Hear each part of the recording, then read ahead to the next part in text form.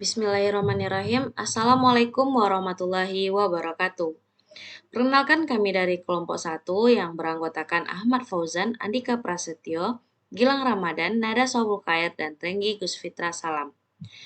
Kali ini kami akan membahas tentang Advanced Encryption Standard atau AES, yaitu mata kuliah keamanan informasi yang diampu oleh dosen Bapak Nazruddin Safat Harahap, STMT. Baiklah, materi pertama yaitu sejarah dari AES yang akan disampaikan oleh rekan saya Gilang Ramadan. Kepada Gilang, dipersilahkan. Assalamualaikum warahmatullahi wabarakatuh. Nama saya Gilang Ramadan dengan nomor induk mahasiswa 12050113045. Di sini saya akan menjelaskan tentang sejarah AES. Nah, jadi pada tahun 1990-an, algoritma kriptografi yang banyak dipakai adalah Data Encryption Standard atau DES. National Institute of Standard and Technology atau NIST menggunakan algoritma tersebut sebagai standar enkripsi data federal Amerika Serikat. Seiring dengan perkembangan teknologi, kunci DES yang sebesar 56 bit dianggap sudah tidak memadai lagi karena pada tahun 1998 70.000 komputer berhasil dibobol dengan membobol satu kunci DES dalam waktu 96 hari. Pada tahun 1999, kejadian yang sama terjadi lagi dalam waktu lebih cepat, yaitu hanya dalam waktu 22 hari. Nah, pada tanggal 16 Juni 1998, sebuah mesin seharga $250.000 dapat dengan mudah memecahkan 25% kunci DES dalam waktu kira-kira 2,3 hari atau diperkirakan dapat memecahkan kunci DES dalam waktu 4,5 hari. National Institute of Standard and Technology sebagai agensi Departemen Perdagangan Amerika Serikat mengusulkan kepada pemerintah federal Amerika Serikat untuk sebuah standar kriptografi yang baru. Nah, dengan cara mengadakan sebuah kompetisi. Nah, pada tahun 1997, kontes pemilihan suatu standar algoritma kriptografi baru pengganti DES dimulai dan diikuti oleh 21 peserta dari seluruh dunia. Pada 26 November 2001, algoritma kriptografi bernama Rifdale yang didesain oleh Vincent Richman dan John Diamond asal Belgia keluar sebagai pemenang kontes algoritma kriptografi pengganti DES yang diadakan oleh NIST. Setelah mengalami beberapa proses standarisasi oleh NIST, Rifdale kemudian diadopsi menjadi standar algoritma kriptografi secara resmi pada 22 Mei 2002. Nah, pada 2006, AES merupakan salah satu algoritma terpopuler yang digunakan dalam kriptografi kunci simetris. Baiklah, itu saja sejarah tentang AES. Selanjutnya akan dilanjutkan oleh cara kerja algoritma AES. Bismillahirrahmanirrahim. Assalamualaikum warahmatullahi wabarakatuh. Perkenalkan, nama saya Nada Sobul Khair. Kali ini saya akan melanjutkan presentasi dari kelompok saya. Saya akan membahas yaitu cara kerja algoritma AES. Input dan output dari algoritma AES terdiri dari urutan data sebesar 128 bit. Urutan data itu juga disebut sebagai blok data atau plain text yang nantinya akan dienkripsi menjadi ciphertext. Lalu ada cipher key dari AES terdiri dari key dengan panjang 128 bit, 152 bit, dan 256. Perbandingan jumlah row dan key-nya bisa kalian lihat di tabel di bawah ini. Selanjutnya, operasi AES dilakukan terhadap array of byte 2 dimensi yang disebut dengan state. Lalu state inilah yang nantinya akan dilakukan operasi enkripsi atau dekripsi. Kemudian keluarannya akan ditampung pada array out. Dan gambar ilustrasi bisa kita lihat nih di bawah ini. Dari input byte akan menuju ke state array, lalu ke yang terakhir itu output byte. Selanjutnya kita akan masuk ke proses enkripsi Advanced Encryption Standard atau AES. Enkripsi sendiri merupakan teknik perubahan data dari data asli atau plain text menjadi data yang hanya bisa dibaca oleh orang yang mempunyai kunci. Proses enkripsi algoritma AES terdiri dari 4 jenis transformasi byte, yaitu subbyte, shift row, mix column, dan ada add run key. Proses ini dalam algoritma AES disebut juga dengan run function. Run yang terakhir agak berbeda nih dari run-run sebelumnya. Di mana pada run terakhir, bisa kita lihat pada ilustrasi di sebelah, pada run terakhir ini tidak ada mix column. Jadi pada run terakhir tidak ada transformasi mix column. Kalau dibacakan ilustrasinya seperti ini. Jadi data asli atau plain text tadi dirubah menjadi ditransformasikan pada add run key terhadap chipper key, lalu masuk ke ronde pertama yaitu perubahan ke subbyte, shift row, mix column, dan add run key lagi. Jadi ini akan 9 kali berulang kali. Dari add run key nanti habis, maka akan lanjut ke subbyte lagi. Sampai 9 kali mereka akan berputar di transformasi 4 ini. Selanjutnya setelah 9 kali maka akan masuk ke ronde berikutnya yaitu ada transformasi subbyte, shift row, dan add run key. Di ronde terakhir ini tidak ada transformasi mix column. Setelah ini ronde terakhir ini dilakukan, maka akan mengeluarkan output yaitu chipper text. Selanjutnya kita akan membahas nih apa itu end run key, subbyte, shift row, dan mix column. End run key sendiri antara enkripsi dan dekripsi itu sama. Jadi end run key ini merupakan sebuah run key yang ditambahkan pada state dengan operasi XOR. Yang kedua ada subbyte. Subbyte merupakan transformasi byte di mana setiap elemen pada state akan dipetakan dengan menggunakan sebuah tabel substitusi, yaitu tabel S-box. Selanjutnya shift row. Shift row pada dasarnya adalah proses pergeseran bit di mana bit paling kiri akan dipindahkan menjadi bit paling kanan atau kita sebut juga dengan rotasi bit. Lalu ada mix column. Mix column mengoperasikan setiap elemen yang berada dalam satu kolom pada state. Selanjutnya kita akan masuk nih ke proses dekripsi Advanced Encryption Standard atau AES. Transformasi chipper dapat dibalikkan dan diimplementasikan dalam arah yang berlawanan untuk menghasilkan inverse chipper yang mudah dipahami untuk algoritma AES. Transformasi bit yang digunakan dalam inverse chipper ini ada 4 juga. Yang pertama ada inverse shift row, kebalikan dari shift row. Lalu ada inverse subbyte, kebalikan dari subbyte. Inverse mix column, kebalikan dari mix column, dan ada add run key. Ilustrasi proses dekripsi ada di sebelah ini. Dari chipper text kita masuk ke ronde pertama ada end run key, inverse shift row, dan inverse subbyte. Lalu ada ronde kedua yaitu add run key, inverse mix column. Atau bisa disebut juga proses dekripsi ini kebalikan dari proses enkripsi. Jadi di proses ini tidak ada transformasi inverse mix column. Dan proses ini terjadi 9 kali seperti yang tadi, lalu ada end run key dan berubah menjadi plain text. Inverse shift row itu kebalikan dari shift row. Jadi kalau shift row tadi pergeseran dari bit kiri ke kanan, kalau inverse shift row dari kanan ke kiri. Lalu ada inverse subbyte, merupakan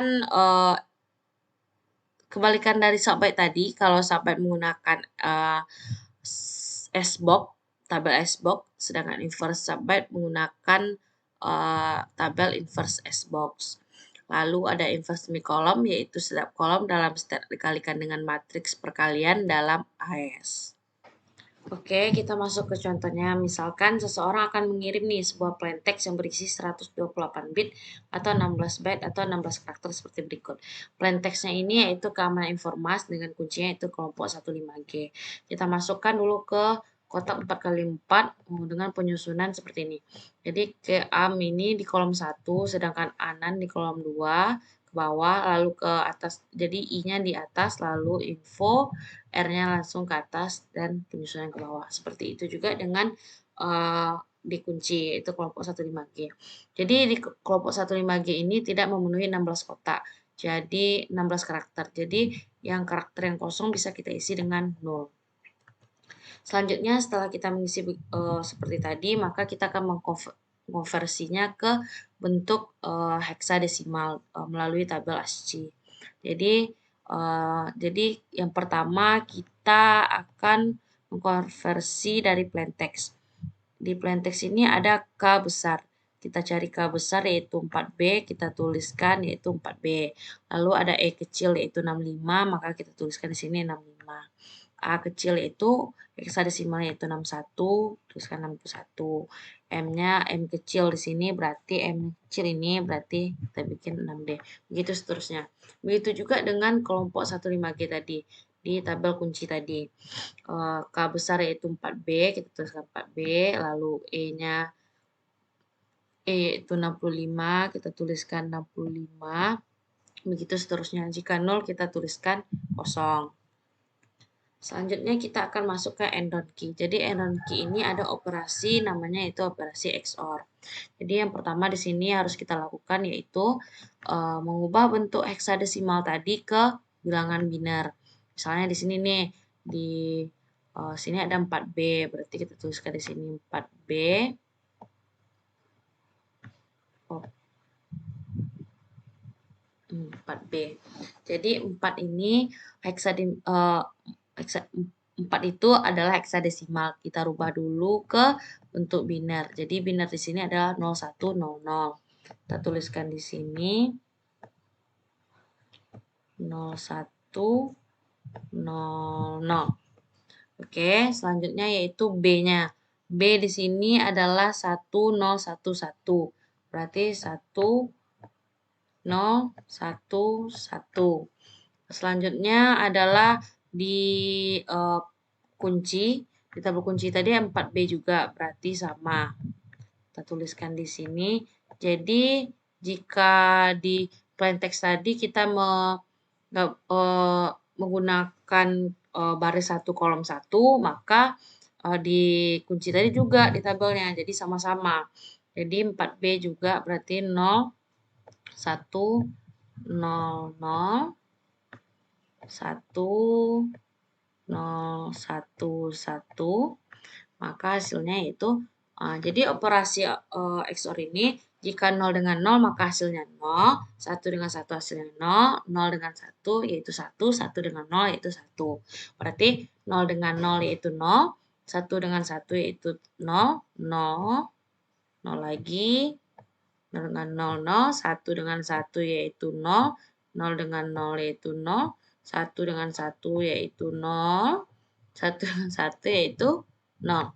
Maka biner yang didapatlah biner yaitu 00000000. Berarti kalau kita rubah ke heksadesimal lagi, maka hasilnya yaitu 0, 0. Nah, inilah didapatnya. Nah, selanjutnya kita coba nih 61 dengan 6D. 61, 6D. Kita lihat dulu heksadesimal 6 mana? 6 binernya yaitu 0110. Kita buat di sini 0110.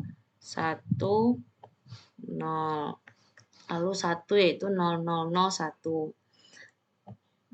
0, 0, 0, 1. Oke. 6 lagi 60110. Kita buat di sini 0, 1, 1, 0. Lalu D di sini D yaitu 1101. Kita buat di sini kita sajarkan 1, 1, 0, 1. Lalu kita operasikan nih. 0 dengan 0 yaitu 0. 1 dengan 1 yaitu 0. 1 dengan 1 yaitu 0. 0 dengan 0, 0. 0 dengan 1, 1. 0 dengan 1, 1. 0 dengan 0, 0. 1 dengan 1 yaitu 0. Kita lihat nih. Yang di depannya apa nih? 0, 0, 0. Berarti dari biner 0, 0, 0 ke heksadesimal yaitu 0. Sedangkan yang di belakangnya 1100. Kita lihat nih. 1100 ada di C. Berarti heksadesimalnya yaitu C. Maka hasilnya yaitu 0C. Ini didapat. Begitu seterusnya. Selanjutnya udah dapat nih end-run key-nya. Jadi kita masuk ke chipper key. Chipper key ini Yang pertama yang harus kita lakukan adalah root word. Jadi kita akan melakukan root word dari kolom 4. Kolom 4 ini dinamakan dengan root word akan menjadi subbyte. Jadi 72 ini kita letakkan ke bawah, jadi 6D naik ke atas, 61 naik ke atas, 73 naik ke atas. Menjadi seperti ini. Jadi seperti ini. Nah, oke, selanjutnya. Nah, setelah kita menjadikan seperti ini, kita menggunakan yang namanya tabel S-box. Nah, jadi kita cari nih 6D itu di S-box itu berapa ya? Kita lihat di sini 6, lalu ada D. 6D, kita lihat dari kiri 6 ke D ini. Berarti 3C, kita tuliskan 3C.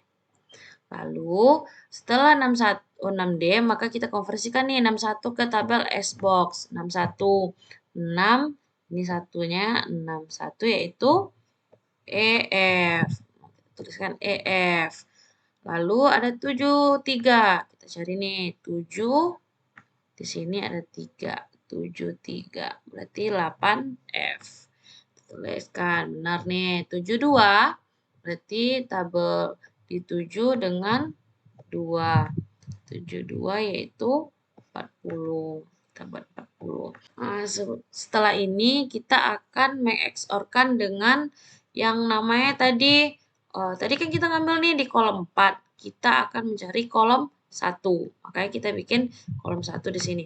Jadi hasil dari tabel S-box tadi kita akan eksorkan dengan kolom 1. Selanjutnya yang ini kita akan eksorkan. Caranya gimana? Caranya sama seperti tadi. 3C itu berapa binernya? 3C kita cari nih 0010 tambah C-nya 1100. Nanti dieksorkan dengan 00, maka hasilnya tetap 3C. EF XOR dengan 00 maka EF. 8F dieksorkan dengan 0D hasilnya 82.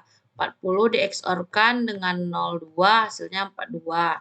Setelah itu baru kita eksorkan dengan tabel Erkon. Kita masih ronde 1 berarti kita pakai tabel yang ini.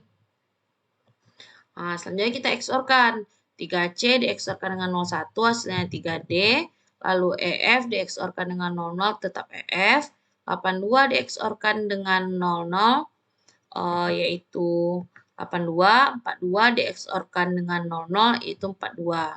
Jadi inilah hasil dari kolom 1 round 1. Begitu selanjutnya untuk mencari kolom 2 round 1, kolom 3 dan kolom 4. Kita eksorkan nih kolom 2 tadi. Jadi kolom ini kan udah dapat nih hasilnya. Jadi kolom 2 yang ada di C per K tadi, kolom 2-nya yang mana? Kita tandai ya. Ini kolom 2-nya. Kita pindahin nih ke sini. Ke sini. Nah, kita XOR-kan dengan hasil di kolom 1. Ini hasilnya yang tadi. Kita XOR-kan. Dapatlah hasilnya di kolom 2, round 1 yaitu 31, F1, 8C, dan 47. Begitu selanjutnya. Yang ini juga mencari kolom 3. Jadi, kita lihat nih kolom 3 pada C per K. Nah, kolom 3 58, 5A, 21, 6F. Jadi kita letakkan di sini 58, 5A, 21, 6F. Kita XOR-kan dengan hasil dari kolom 2 tadi. Nih, hasil dari kolom 2 tadi kan ini. Nah, jadi kolom 3 yang mau kita cari, kita XOR-kan dengan hasil tadi. Dapatlah hasilnya yaitu 69, AB, AD, 28. Inilah hasil dari kolom 3 round 1. Selanjutnya nih kita ke kolom 4. Cari kolom 4 round 1. Jadi di kolom 4 di C per K tadi yaitu ada 72, 6D, 61, dan 73. Kita pindahkan nih ke sini biar mudah. Ini dia. Lalu kita XOR-kan nih dengan operasi XOR yaitu dengan kolom 3 yang kita dapat tadi. Dapatlah hasilnya ini. 1B, C6, CC, 5B. Inilah kolom 4 ronde 1. Jika kita gabungkan, maka hasilnya adalah seperti ini. Oke. Setelah kita enron key, kita akan masuk ke subbyte. Subbyte di sini kita rubah nih yang kita dapat di enron add ron key tadi ke tabel Sbox. Caranya gimana? Kita lihat lagi nih.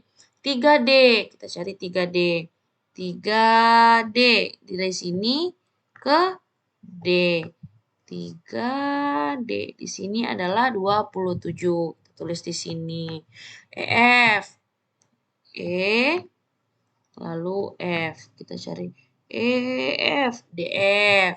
Kita tulis di sini. Begitu seterusnya. Jadi didapatlah hasil subbyte-nya yaitu ini. Selanjutnya kita akan masuk ke shift row. Jadi shift row ini pergeseran bit dari kiri ke kanan. Jadi dari baris pertama itu tidak digeser. Berarti ini tetap. Ini dia tetap. Lalu ada baris kedua bergeser satu langkah ke kiri. Jadi DF ini kita geserkan ke belakang. Kita geser ke belakang, AI-nya maju. Hasilnya begini, A1, 62, B4, dan DF. Selanjutnya nih, baris ketiga bergeser 2 langkah ke kiri. Berarti kita geser nih, 13-nya ke sini, 64-nya ke sini, 95-nya di depan, 4B-nya di 64. Berarti jadinya 95, 4B, 13, dan 64. Oke. Lalu baris keempat bergeser 3 langkah ke kiri, berarti kita mulai dari 2C. Kalau 2C kita geser berarti 1, 2, 3 ke sini. Lalu A0, A0, 1, 2, 3, berarti A0 ke sini. 3, 4 gimana? 1, 2, 3, berarti ke belakang. Karena dia putaran dulu ke depan tadi. 1, 2, 3. Oke, berarti 64 maju lagi. 1, 2, 3. Dia berada di depan. Bentuknya kayak gini. 64, 2C, A0, dan 34. Selanjutnya kita akan masuk ke transformasi mix kolom. Dengan rumusnya yaitu S aksen X sama dengan A X X4 SX. Jadi kita akan mengalihkan nih hasil dari shift row tadi dengan matrix multiplication. Ini sudah ketentuannya, maka kita kalikan dengan hasil dari shift row tadi. Cara pengaliannya yaitu baris pertama di matriks, ketetapan matriks dikalikan dengan kolom 1. Gitu juga seterusnya. Jadi baris kali kolom. Dengan hasil yang kita temukan yaitu ada 0B, 12, 75, 23, 70, A7, FB, 46, 59, 58, 79, E4, 53, 8, BAA, dan 24. Inilah setelah kita cari nih perulangan ronde 1, ronde 2, ronde 3, sampai ronde 9 yang menggunakan transformasi 4 tadi, yaitu ada enron key, ada subbyte, shift row, dan mix column. Sedangkan pada ronde 10 kita hanya menggunakan 3 transformasi, yaitu enron key, subbyte, shift row. Maka sudah didapat nih ronde 1 sampai ronde 10. Ronde 1-nya yang tadi sampai ronde 10 di enkripsi tadi. Ronde 10 ini nih yang akan kita jadikan ciphertext. Maka didapatlah ciphertextnya ada AF, 9E, 4A, D7, BD, 1C, 0A, 1A, dan seterusnya. Jadi kita konversi nih ke bentuk ASCII. Maka yang didapat adalah kode seperti ini. Ini ciphertext yang sudah di konversi ke ASCII. Tadi saya juga konversi melalui online, tapi seperti ini saya konversi manual, hasilnya ini. Jadi selanjutnya kita akan membahas dekripsi AES.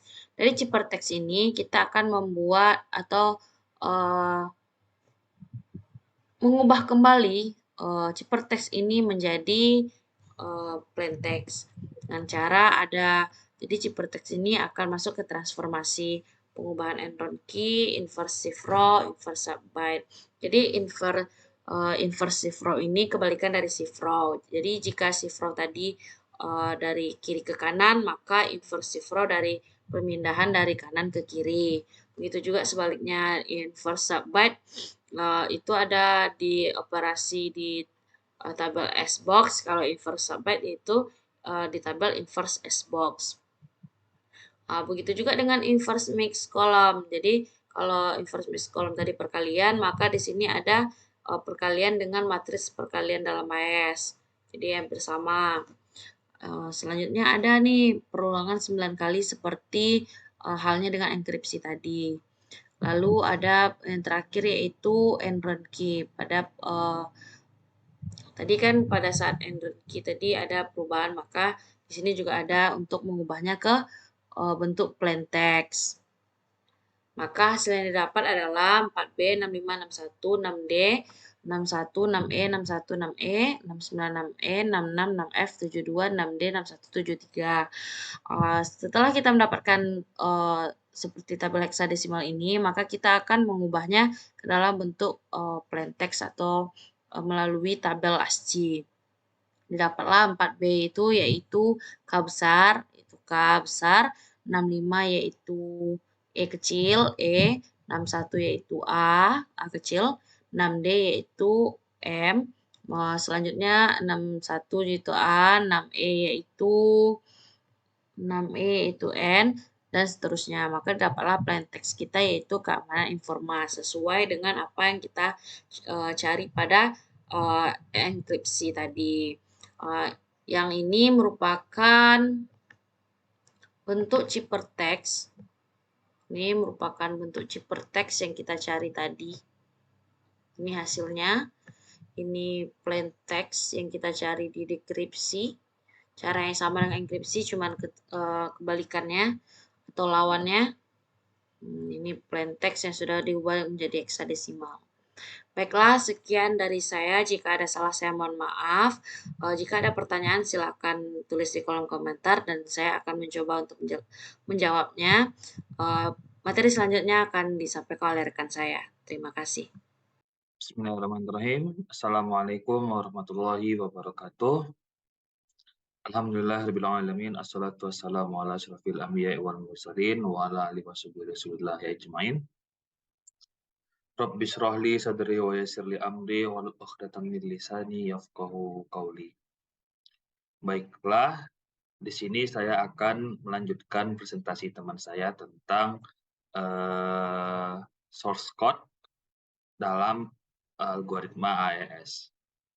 Nah, sebelum itu izinkan saya untuk memperkenalkan diri. Nama Syekh Ahmad Fauzan dengan NIM 120 501 11663.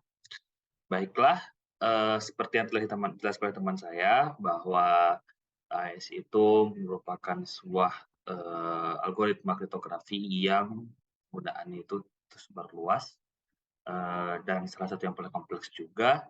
Nah, kali ini kita akan coba untuk mengimplementasikan penggunaan algoritma AES ini ke dalam source code atau demo source code-nya seperti itu. Nah, di sini saya menggunakan bahasa pemrograman Java yang saya tulis di IDE JetBrains English seperti itu. Nah, sebelum itu saya akan menjelaskan dulu atau memberitahu apa saja yang saya gunakan dalam short codingan ini seperti itu. Nah, pertama-tama kita buat package dulu, kemudian kita mengimport library yang digunakan. Saya menggunakan library Java terpetil untuk memanggil kelas-kelas scanner atau kelas array seperti ini. Nah, kemudian ada release untuk menyimpan array begitu ya. Nah, kemudian ada PSVM untuk menjalankan program nantinya begitu. Terus kita memanggil scanner untuk menangkap inputan dari user dan kemudian Kita memanggil juga kelas encrypt di sini nanti di method encrypt. Nah, secara umum PSVM-nya seperti ini, seperti itu. Kita menginputkan plain text, kemudian nanti kita membuka super key, maka program akan memproses hingga akan berbentuklah enkripsi dan dekripsi dalam mode AES seperti itu. Nah, kita masuk ke metode selanjutnya, yaitu metode enkripsi plain text. Nah, di sini ada sintak untuk berubah plain text ke matriks, begitu ya. Kemudian ada ke matriks plain text, kemudian ada shipper key ke matriks. Kita menggunakan string to byte matrix seperti itu untuk merubah bentuknya itu ke dalam bentuk matriks. Nah, terus nanti akan ada keterangan shipper key merubah jadi matriks, kemudian menampilkan matriks shipper key-nya, kemudian ada proses kayak expansion seperti yang telah dijelaskan sebelumnya di teman saya.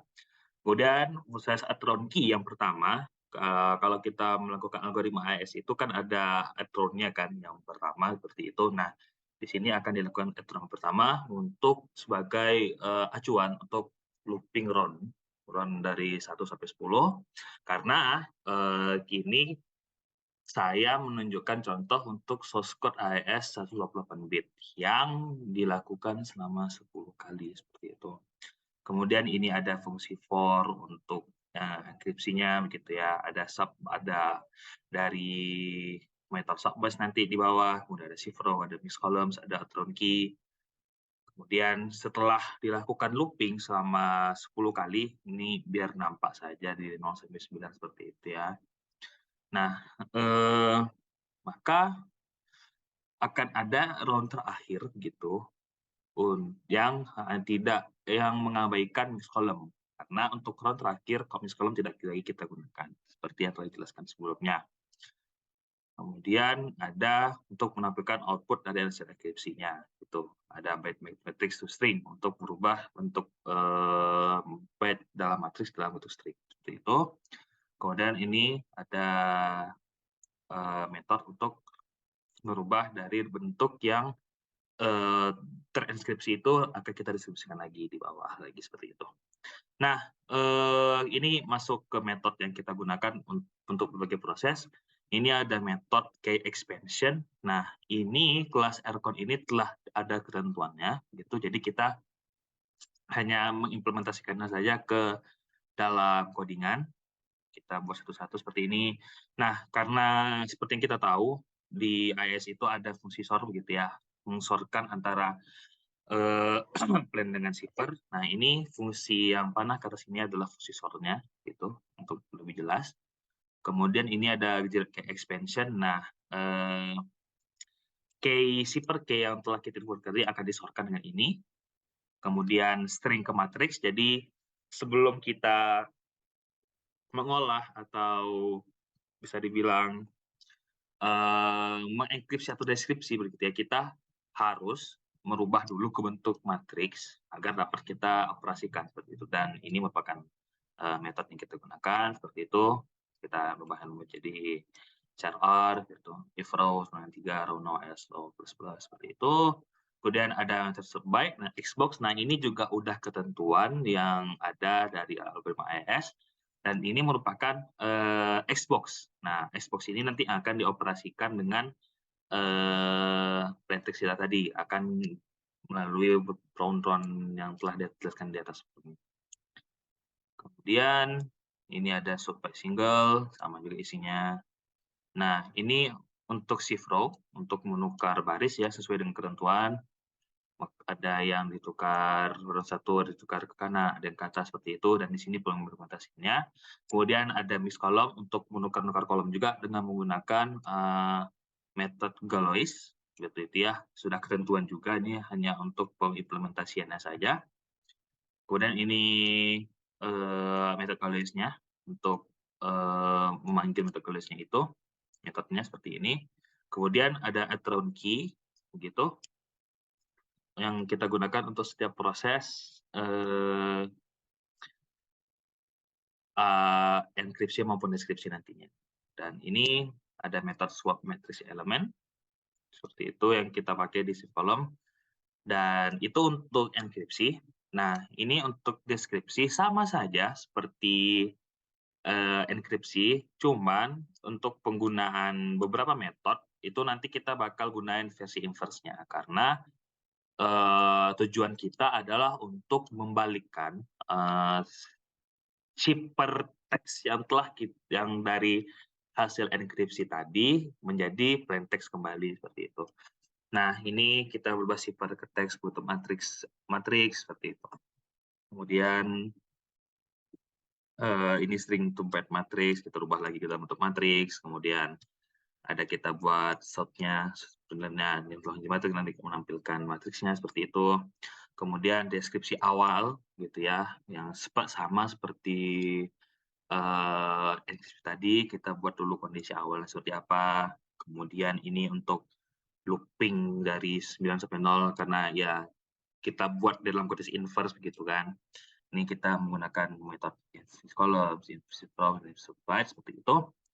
Kemudian kita buat operasi sort lagi antara deskripsi dengan key matrix, dan setelah itu baru matriks dari plain text yang hasil sort tadi kita ubah lagi ke dalam bentuk string. Nah, ini merupakan metode yang kita gunakan, menggunakan matriks menjadi string begitu ya, menggunakan fungsi for, menggunakan string builder yang bisa digunakan untuk melakukan operasi bertransaksi string, kemudian metode append yang digunakan untuk akhir dari listnya sudah ada. Kemudian kita menggunakan metode untuk menampakkan lagi isi dari matriks begitu. Kemudian kita menggunakan inverse sbox atau inverse byte. Nah, tujuannya untuk itu tadi membalikkan lagi ciphertext yang telah berhasil kita enkripsi menjadi plain text. Dan ini sekali lagi telah ketentuan, jadi kita hanya mencari inverse-nya saja begitu ya. Ini ada fungsi row untuk mengoperasikan subpad-nya nanti ke dalam matriks yang telah kita buat. Kemudian ini ada shift row, sama juga kita inverse seperti dahulu, operasinya kita inverse, kita balikkan. Kemudian ini ada mix column untuk merubah kolom. Nah, dengan menggunakan metode collapse juga seperti itu. Untuk implementasi, saya akan menggunakan contoh yang telah dibuatkan teman saya sebelumnya secara manual. Kita akan langsung implementasikan saja ke dalam bentuk codingan.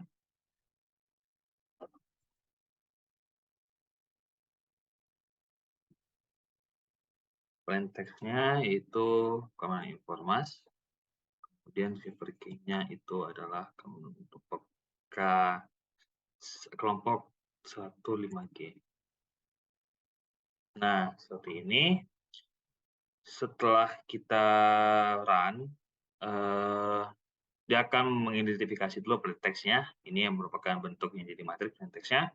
Kemudian ini adalah cipher key menjadi matriks. Nah, ini putaran pertama turun 0, kita menggunakan aturan key saja. Kemudian ada run 1 sampai 9 gitu. Nah, run 9 ini adalah enkripsinya gitu ya. Dan ini merupakan hasil dari enkripsinya. Kita rubah ke dalam bentuk hexadesimal seperti itu. Kemudian untuk proses deskripsinya, cipher text-nya dirubah jadi matriks dulu. Kemudian kita lakukan lagi perputaran dengan menggunakan inverse sbox, inverse subbatch, inverse column dan mix row, sampai akhirnya kita kembali ke bentuk utama di round 0. Nah, habis itu kita sortkan dia dengan key matrix begitu ya.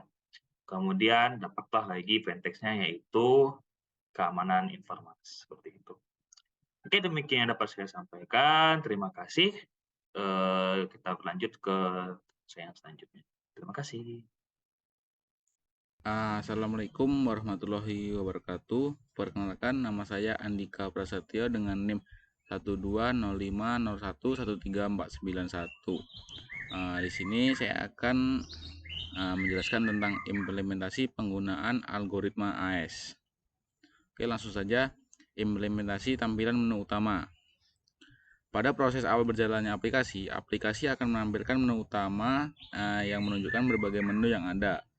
Sebagai inputan, file dokumen yang akan dienkripsi adalah file dokumen yang berjenis PDF, dokumen, dan teks. Pada gambar ini menunjukkan tentang tampilan awal dan garis besar dari aplikasi ini. Terdapat menu file sumber, yaitu asal lokasi file yang akan dienkripsi. Masukkan kata kunci yang akan dijadikan key. Kata kunci ini gabungan dari huruf dan angka. Dan konfirmasi kata kunci untuk mengulang kata kunci yang sama.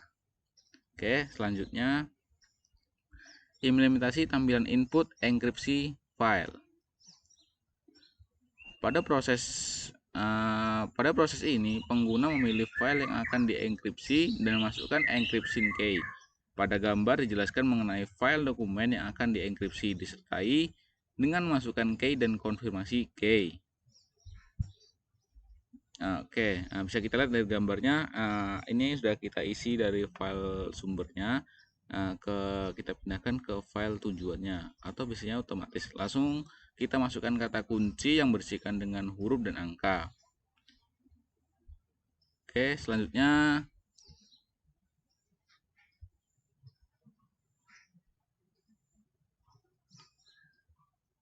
implementasi tampilan file enkripsi, waktu yang dibutuhkan dan ukuran file. Hasil keluaran dari program ini adalah menambahkan ukuran file yang telah dienkripsi, waktu lama enkripsi dan file yang telah dienkripsi. Pada gambar di atas, pada gambar ini menunjukkan tentang informasi yang didapat oleh pengguna sebagai penjelasan akhir dan proses enkripsi. Setelah melakukan proses enkripsi, akan keluar pesan berhasil dengan keterangan ukuran file dan waktu yang dibutuhkan file. Hasil enkripsi terdapat pada folder yang sama dengan file awal. Hasil file enkripsi ditandai dengan ditambahkan ekstensi encrypts untuk hasil keluaran file. Bisa kita lihat di sini sudah berhasil adalah normalitas dokumen encrypts. Oke, selanjutnya adalah implementasi tampilan proses dekripsi. Pada proses ini, pengguna memilih file yang akan didekripsi dan decryption key. Pada proses dekripsi dimulai dengan memasukkan file hasil enkripsi dan dekripsi key yang sesuai dengan proses enkripsi awal. Bisa kita lihat pada gambarnya. Oke, selanjutnya adalah yang terakhir, implementasi tampilan hasil dekripsi. Pada proses ini akan ditampilkan hasil deskripsi di mana hasil dari proses dekripsi, hasil file juga tercantum informasi ukuran file, hasil dekripsi, dan waktu yang dibutuhkan untuk dekripsi. Bisa kita lihat pada gambar, di sini terdapat informasi dekripsi berhasil, ukuran file, selanjutnya adalah waktu dekripsi. Waktu ini tergantung berapa berat file yang akan dienkripsi. Oke. Selanjutnya akan dijelaskan oleh Renggi Guscitra Salam. Bismillahirrahmanirrahim. Assalamualaikum warahmatullahi wabarakatuh.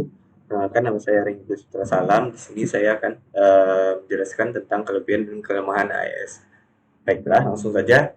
Kelebihan yang pertama itu adalah kelebihan AES atau Advanced Encryption Standard. Nah, berdasarkan analisis pada beberapa referensi, dapat diketahui beberapa kelebihan dari AES atau Advanced Encryption Standard ini diantaranya itu adalah satu, dari segi jenis kunci yang simetri, maka kecepatan operasi atau komputasi yang lebih tinggi bila dibandingkan dengan algoritma asimetrik.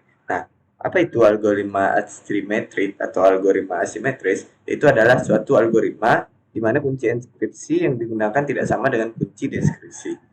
Nah, sehingga dapat digunakan pada sistem real-time seperti GSM atau Global System for Mobile Communication.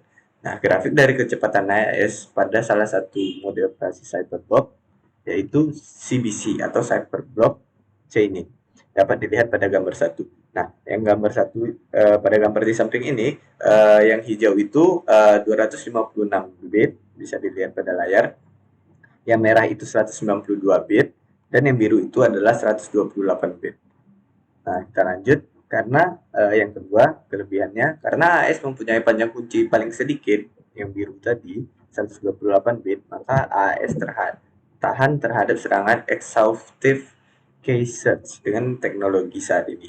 Nah, jika digunakan sebuah mesin dengan 1 miliar prosesor paralel, masing-masing dapat menghitung sebuah kunci setiap 1 pikodetik.